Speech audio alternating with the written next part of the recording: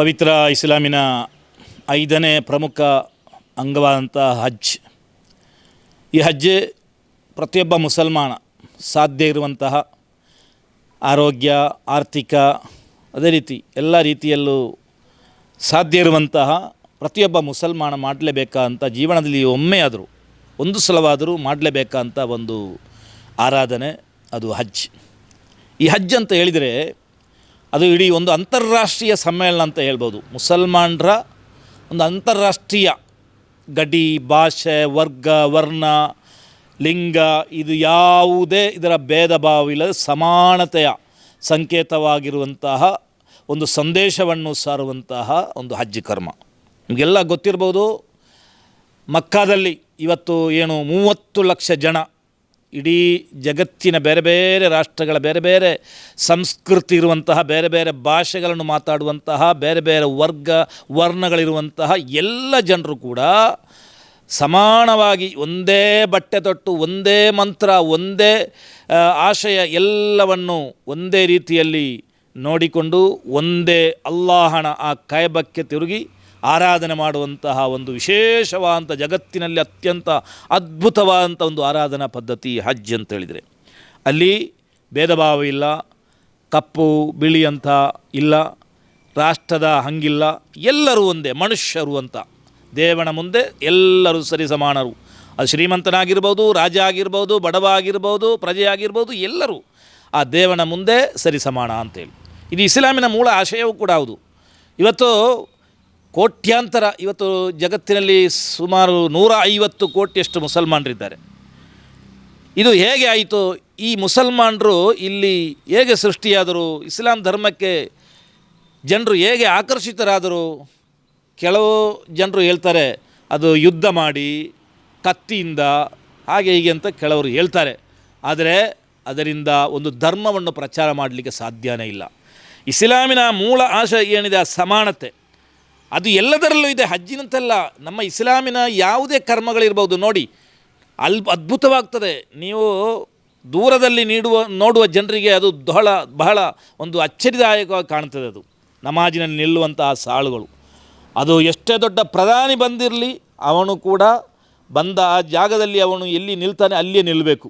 ಒಬ್ಬನನ್ನು ಅಲ್ಲಿಂದ ತೆಗೆದು ಅಲ್ಲಿಂದ ದೂರ ಮಾಡಿ ಮತ್ತೊಬ್ಬನಿಗೆ ನಿಲ್ಲಲಿಕ್ಕೆ ಅಲ್ಲಿ ಅವಕಾಶ ಇಲ್ಲ. ಎಲ್ಲರೂ ಕೂಡ ಸರಿಸಮಾನವಾಗಿ ಅಲ್ಲಿ ಪರಸ್ಪರ ಮೈಗೆ ಮೈ ತಾಗಿ ಆ ದೇವನ ಮುಂದೆ ನಿಲ್ಲಬೇಕು.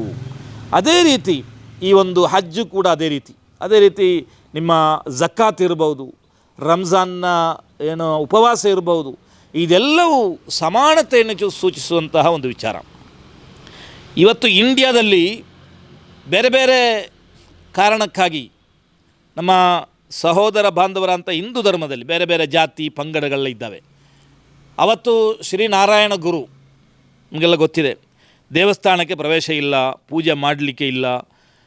ಇಂತಹ ಒಂದು ಅದಕ್ಕೆ ಹೇಳ್ತಾರೆ ಮೌಢ್ಯ ಅಥವಾ ಅಸ್ಪೃಶ್ಯತೆ ಅಂತ ನಾವು ಹೇಳ್ತೇವೆ. ಅದನ್ನು ಮನಗಂಡು ಶ್ರೀನಾರಾಯಣ ಗುರು ಏನು ಮಾಡಿದರು, ನಮಗೆ ಇದರ ಅಗತ್ಯನೇ ಇಲ್ಲ, ನಾವು ಬೇರೆ ಮತ್ತು ದೇವಾಲಯವನ್ನು ಕಟ್ಟುವ ಅಂತೇಳಿ ಅಲ್ಲಿ ಕನ್ನಡಿಯನ್ನು ಒಂದು ವಿಗ್ರಹ ಮಾಡಿ, ಅದನ್ನು ನಮ್ಮ ಶರೀರವನ್ನು ನಾವು ಕಾಣುವಂತಹ ಆ ಒಂದು ಕನ್ನಡಿಯನ್ನು ವಿಗ್ರಹ ಮಾಡಿ ಅಲ್ಲಿ ಪ್ರತಿಷ್ಠಾಪನೆ ಮಾಡಿದರು ಅಂತೇಳಿ. ಇವತ್ತು ನಮ್ಮ ದಕ್ಷಿಣ ಭಾರತದಲ್ಲಿ ವಿಶೇಷವಾಗಿ ಈ ಒಂದು ಅಸ್ಪೃಶ್ಯತೆ ಬಹಳ ಜೋರಾಗಿತ್ತು. ಅದನ್ನು ಅನುಭವಿಸಿದವರಿಗೆ ಗೊತ್ತು. ನಮಗೆಲ್ಲ ಗೊತ್ತಿದೆ ಇಲ್ಲ, ಅಂಬೇಡ್ಕರ್ ಅವರ ಆ ಚಳವಳಿ, ಅಸ್ಪೃಶ್ಯತೆ ವಿರುದ್ಧ ಇರುವಂತಹ ಚಳವಳಿ, ಅದು ಯಾಕೆ ನಮಗೆ ಮುಸಲ್ಮಾನರಿಗೆ ಅದರ ಒಂದು ಆ ಅನುಭವ, ಕಹಿ ಅನುಭವ ಗೊತ್ತಿರುವುದಿಲ್ಲ. ಅದನ್ನು ಅನುಭವಿಸಿದವರಿಗೆ ಗೊತ್ತು. ಆದ್ದರಿಂದ ಅಂಬೇಡ್ಕರ್ ಅವರ ಚಳವಳಿ ಮಾಡಿದರು ಅಸ್ಪೃಶ್ಯತೆ ವಿರುದ್ಧ. ಅಂತಹ ಅಸ್ಪೃಶ್ಯತೆ ವಿರುದ್ಧ ಚಳವಳಿ ಅದು ಪ್ರವಾದಿಯವರು 1400 ವರ್ಷಕ್ಕೆ ಮುಂಚೆ ಮಾಡಿದರು. ಅದರ ಪರಿಣಾಮವೇ ಇಸ್ಲಾಂ ಧರ್ಮದ ಮೂಲ ಆಶಯವೇ ಸಮಾನತೆ, ಅಲ್ಲಿ ಯಾರು ಭೇದ ಭಾವ ಇಲ್ಲ. ಈ ಒಂದು ಸಂದೇಶವನ್ನು ಸಾರುವಂಥ ಈ ಹಜ್ ಕರ್ಮ ಇದೆಯಲ್ಲ, ಅದು ಬಹಳ ಅದ್ಭುತವಾದಂಥ ಒಂದು ವಿಚಾರ. ಅಲ್ಲಿ ಲಕ್ಷಾಂತರ ಜನ ಅಲ್ಲಿ ಸಂಗಮಿಸ್ತಾರೆ. ಅಲ್ಲಿ ಆ ದೇವರಿಗೆ ಶರಣಾಗಿ ಆ ದೇವರ ಮುಂದೆ ನಾವೆಲ್ಲರೂ ಸಮಾನರು ಅಂತ, ನಾವೆಲ್ಲ ನಿನ್ನ ಪ್ರಜೆಗಳು ಅಂತ ಒಂದು ಸಾರಿ ಹೇಳುವಂಥ ಹಜ್ ಕರ್ಮ ಇವತ್ತು ನಡೀತಾ ಇದೆ. ಇದಕ್ಕೆ ಎಲ್ಲರಿಗೂ ಅಲ್ಲಿ ಹೋಗಿದಂತಹ ಹಜ್ಜಾಜಿಗಳಿಗೆ ಎಲ್ಲರಿಗೂ ಶುಭವಾಗಲಿ. ಹಜ್ಜಾಜಿಗಳು ಇದನ್ನು ವೀಕ್ಷಿಸಿರುವಂಥ ಎಲ್ಲ ಹಜ್ಜಾಜಿಗಳು ನಮಗೆ ಬೇಕಾಗಿ, ನಮ್ಮ ದೇಶಕ್ಕಾಗಿ, ನಮ್ಮ ದೇಶದ ಅಭಿವೃದ್ಧಿಗಾಗಿ, ನಮ್ಮ ದೇಶಕ್ಕೆ ಆ ದೇವನ ಅನುಗ್ರಹ ವರ್ಷಿಸಲಿ ಅಂತ ನೀವು ಸದಾ ಸಮಯ ಮಕ್ಕಾದಲ್ಲಿ ನೀವು ಪ್ರಾರ್ಥನೆ ಮಾಡಬೇಕು. ಮದೀನದ ರೌಲಾದಲ್ಲಿ ನೀವು ಹೋಗಿ ಅಲ್ಲಿ ಪ್ರಾರ್ಥನೆ ಮಾಡಬೇಕು. ಅಲ್ಲಿ ನಮ್ಮ ದೇಶಕ್ಕಾಗಿ, ನಮ್ಮ ದೇಶ ಇದ್ದರೆ ಮಾತ್ರ, ನಮ್ಮ ದೇಶ ಬಲಿಷ್ಠ ಆದರೆ ಮಾತ್ರ ಎಲ್ಲ ಧರ್ಮ ಅದು ಇದೆಲ್ಲ ಇರುವುದು. ದೇಶ ಬಲಿಷ್ಠ ಆಗಬೇಕು. ಯಾರು ದುಷ್ಟಶಕ್ತಿಗಳಿದ್ದಾರೆ, ಈ ದೇಶವನ್ನು ಅರಾಜಕತೆ ಕೊಂಡೊಯ್ಯುವಂತಹ, ಈ ದೇಶದಲ್ಲಿ ಕಲಹ ಸೃಷ್ಟಿ ಮಾಡುವಂತಹ, ಈ ದೇಶದ ಒಂದು ದೊಡ್ಡ ವಿಭಾಗ ಪ್ರಜೆಗಳನ್ನು ದೂರ ಸರಿಸಿ ನಾವು ಅಧಿಕಾರ ನಡೆಸ್ತೇವೆ ಅಂತ ಗ್ರಹಿಸಿರುವಂತಹ ಶಕ್ತಿಗಳು ನಿರ್ಮೂಲನೆ ಆಗಬೇಕಾಗಿ ನೀವೆಲ್ಲರೂ ಆ ಪವಿತ್ರವಾದಂತಹ ಸ್ಥಳಗಳಲ್ಲಿ ನೀವು ಎಲ್ಲರೂ ಪ್ರಾರ್ಥನೆ ಮಾಡಬೇಕಂತ ಈ ಒಂದು ಸಂದರ್ಭದಲ್ಲಿ ಹಜ್ಜಾಜಿಗಳಿಗೆ ಕೂಡ ನಾನು ಮನವಿ ಮಾಡ್ತಾ ಇದ್ದೇನೆ.